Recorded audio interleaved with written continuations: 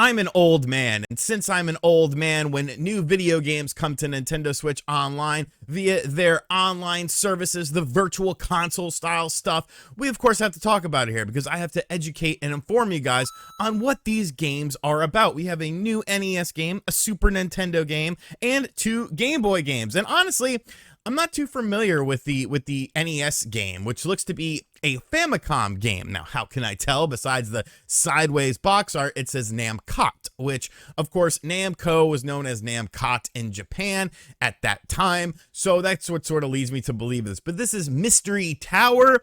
Kind of looks like a Jack and the Beanstalk style character. I guess maybe he's a little bit Jacky. But let's see what we got here. I've never played this game before. I'm getting sort of an old school arcade vibe from it. Floor 1 should be easy enough. We have 2 of our little Jacks and the Beanstalk. I like how he's purple, and he definitely wasn't purple in that initial thing. All right, so we can pick up these pieces here. Obviously, we have to get over to our little Beanstalk on the other side there. Okay, why was there a crown underneath that? But how would I get up there? Because he walks up that way. What? Can I not? Why can't I position it? This is the way I want to position it, but I can't seem to do that right now. I can't throw it from there. What is this? What is this? Maybe there's a reason why I haven't played this game. What is this power meter? What does that mean? Oh, how many times you could pick up the block? But there's nothing I can do with that block besides it's always going to be. Why am I hurting? What, I died? I died from picking up the block too much? I feel like I'm definitely missing something here. Maybe my brain just isn't operating correctly. But it's always going to be facing that way as far as, walking down here, because you have to walk down here with the block, I assume. You can't throw the block over. Why does that take away power? What are these power-ups that I'm picking up that come out on the ground? What am I supposed to do right here? I can't throw. Okay, there we go. So maybe that's what you do.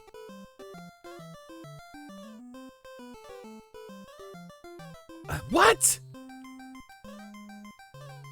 I don't know. You know what? I don't like this game. I'm not a big fan of weirdo, crappy games like this. This game is ugly. It's up there with Solomon's Key. It's up there with Q*bert. All you Q*bertites, you want to come at me? You can come at me all you want. I don't like this game. This game sucks. Mystery Tower. That's why it never came out stateside, because it sucks.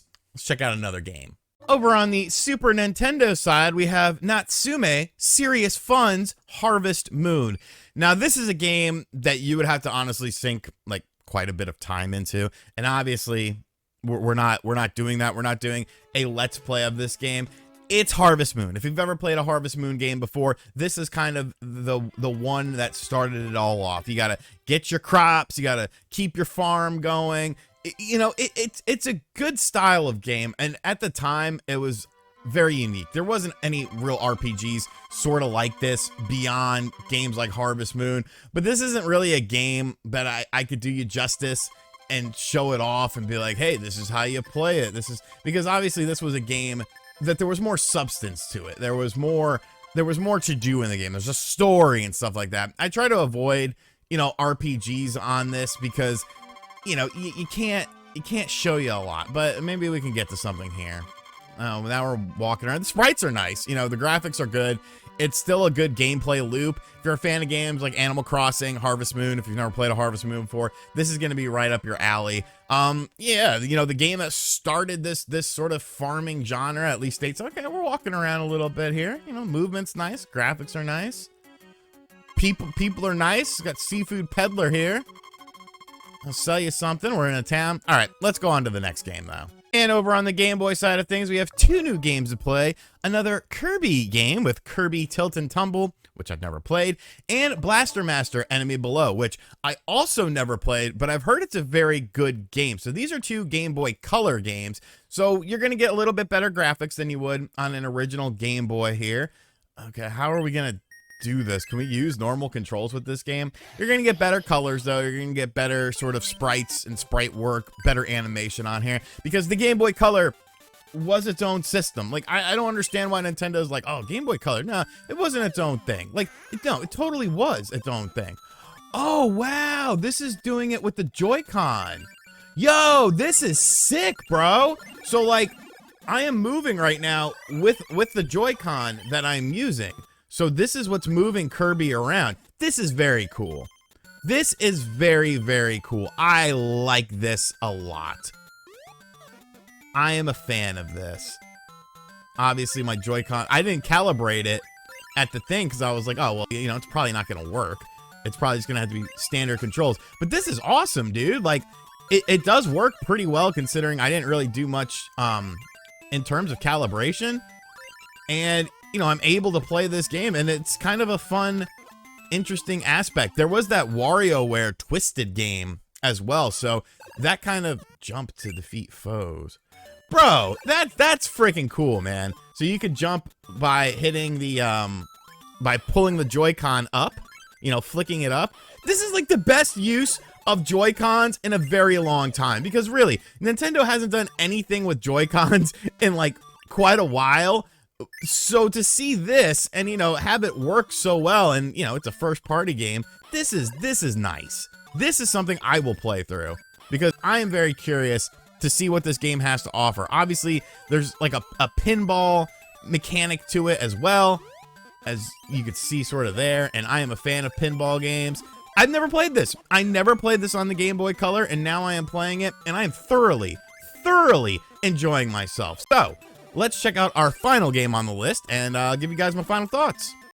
All right, so finally we're going to take a look at Blaster Master Zero. Now, Blaster Master, although everyone loves it now because of the Blaster Master Zero franchise and all that stuff that's been recreated on modern consoles, Blaster Master's actually had a sort of rough history. We had the original NES game. Everyone loved that game. A lot of people bought it. It's a super common game. You can still get it for pretty damn cheap nowadays. And then we had this Game Boy Color game come out, and then we had like PlayStation stuff come out, and that was sort of the end of the Blaster Master franchise. I think there might have been like one other game beyond the PS1 game that came out. I could be wrong on that, but it wasn't very good. And obviously video games had sort of moved on to a different sort of way, but I've never played this before. And right off the bat, we have that classic Blaster Master song.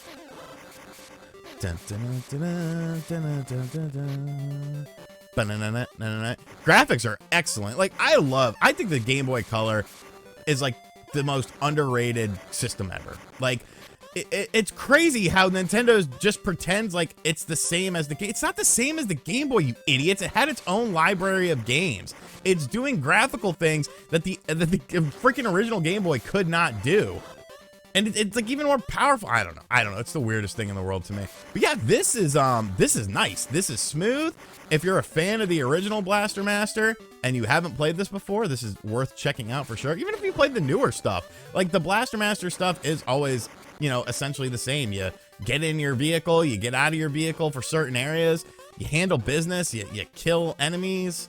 Like, it's a fun, oh God, that was stupid. It's a fun franchise, and it's something that I'm glad it's had a resurgence. You know, obviously, you know, digital distribution of video games definitely helps with, you know, more forgotten franchise, more retro inspired franchises, because, you know, you can't really say, oh, $60 for a new Blaster Master. You can't do that. I mean, you could, but you're not going to sell anything. So this is cool though. This is very enjoyable.